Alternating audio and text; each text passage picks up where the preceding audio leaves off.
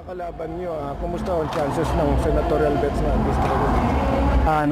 Sa Administration niyo, ang mga kalaban niyo, apparently. this used to be LP country, no? Hindi pa sila bumibisita dito eh. I'm not sure kung bakit, pero I'm not sure kung sino mag-entertain sa kanila pag bumisita sila dito. Tumulong po siyempre ang administration sa probinsya sa kanila during their time, and ngayon I don't know kung bibisita talaga sila dito since the opposition has joined the PDP, no?